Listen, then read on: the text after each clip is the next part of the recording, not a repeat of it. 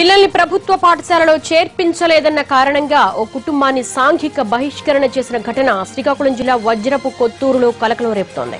దున్నవానిపేటలో ఊరి పెద్దల మాట కాదని పిల్లల్ని ప్రైవేట్ స్కూలుకు పంపించడంతో ఆ కుటుంబాన్ని సాంఘిక బహిష్కరణ చేయడంతో పాటు వారితో మాట్లాడిన వారికి 500 రూపాయల జరిమానా కూడా విధించారు. దీంతో బాధిత కుటుంబం పోలీసులను ఆశ్రయించింది.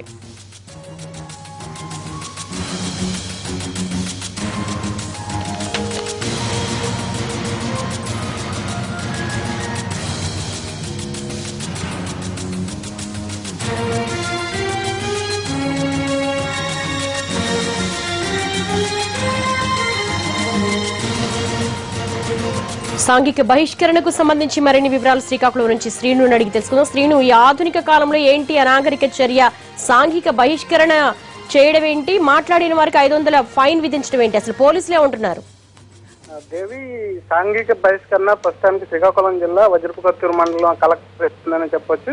ఎందుకంటే ఈ సాంఘిక బహిష్కరణ అనేది చట్టరీత్యా నేరం అయినప్పటికీ అయితే ఊర్లో ప్రభుత్వ పాఠశాలను కాపాడడానికి ఈ విధంగా గ్రామ పెద్దలు ఈ నిర్ణయం తీసుకున్నారు.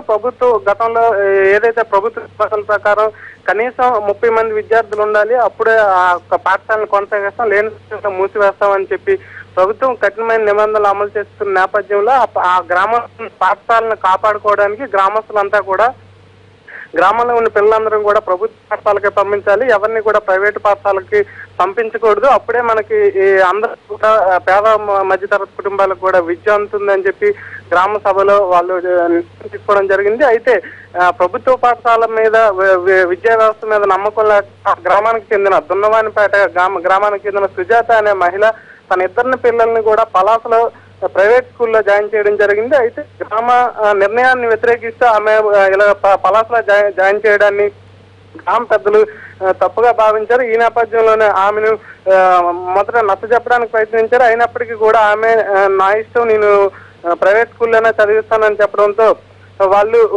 గ్రామం అంతా మళ్ళీ మరోసారి సభ నిర్వహించి ఈ విధంగా ఆమెని సాంఘికంగా బహిష్కరిస్తున్నట్టు నిర్ణయం తీసుకున్నారు. అదేవిధంగా ఎవరైతే ఆ కుటుంబంతో కానీ మాట్లాడిన వాళ్ళకి 500 రూపాయలు ఫైన్ అని విధించడం కూడా జరిగింది. అదేవిధంగా ఇటీవల 2 రోజుల క్రితమే ఇంటికి కూడా విద్యుత్ సరఫరా నిలిపివేయడం జరిగింది. అయితే ఇదంతా ఒక వారం రోజుల వ్యవధిలో జరగడంతో ఇప్పటికే ఆవిడ వజ్రపు కొత్తూరు మండలం తహసీల్దార్ని అదేవిధంగా పోలీసులను ఆశ్రయించడం జరిగింది.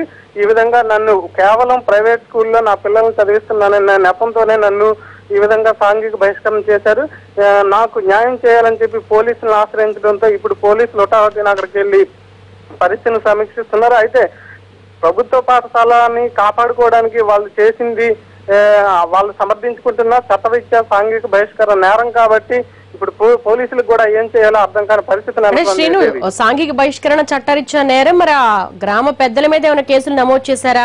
అంటే వాళ్ళ ఆశయం గొప్పది కావచ్చు, ప్రభుత్వ బడిలోనే చదివించాను, కానీ వాళ్ళు ఆచరించే విధానం కరెక్ట్ గా లేదు, పోలీసులు ఏమంటున్నారు? అయితే పోలీసులు ఏ విధంగా వాళ్ళని కేసులు నమోదు చేయాలన్న కోణంలో ఆలోచిస్తున్నారు. ఎందుకంటే ఊరు మొత్తం కూడా అంటే ఒక ఆశయంతో వెళ్తున్నాము, దీన్ని పాడు చేయొద్దని చెప్పి గ్రామస్తులు పోలీసుల్ని అంటున్నారు. అయినప్పటికీ కూడా చట్టం తన పని తాను తీసుకెళ్లిపోతుంది, కేసులు అయితే నమోదు చేస్తామని చెప్పి పోలీసులు కూడా గ్రామ పెద్దలకు చెప్తున్నట్టు తెలుస్తుంది. అంటే ఆ బాధితురాలి ఇంటికి కరెంటును పునఃసరఫరా చేయిస్తున్నారా? ఆమెకు కావలసిన వాటిని ఇచ్చే విధంగా ఏమైనా పోలీసులు ఆ దిశగా ఏమైనా చర్యలు తీసుకున్నారా? ఇటువంటి ఘటనలు పునరావృతం కాకుండా వాళ్ళు ఎలాంటి స్టెప్ తీసుకుంటున్నారు? అయితే ఇప్పటికే గ్రామ పెద్దలతో కూడా పోలీసులు చర్చించడం జరుగుతుంది. ఇటువంటి సమస్యలను సామరస్యంగా పరిష్కరించాలి తప్పితే ఈ విధంగా సాంఘిక దురాచారాలు అనేవి ఖచ్చితంగా చట్టరీత్యా నేరం. ఇటువంటి వారిపై కఠిన చర్యలు తీసుకున్నాం కాబట్టి మీరు ఆమెకు ఇష్టం లేని అప్పుడు ఆ విధంగా ప్రభుత్వ పాఠశాలకు బలవంతంగా నెట్టడం కూడా గ్రామ పెద్దలుగా మీరు తప్పే కాబట్టి మీ మీద కూడా చర్యలు తీసుకుంటారు. అదేవిధంగా తక్షణమే యుద్ధ ప్రాతిపదికన మీరు ఈ నిర్ణయాన్ని ఉపసంహరించుకోవాలి. అదేవిధంగా కరెంట్ ని కూడా పునరుద్ధరించాలని ఇప్పటికే గ్రామస్తుల్ని ఆదేశించడం జరిగింది. ఆ పనిలో కూడా గ్రామస్తులు నిమగ్నమై ఉన్నారని చెప్పుకోవచ్చు. దేవి, థ్యాంక్ యూ శ్రీను బాబు.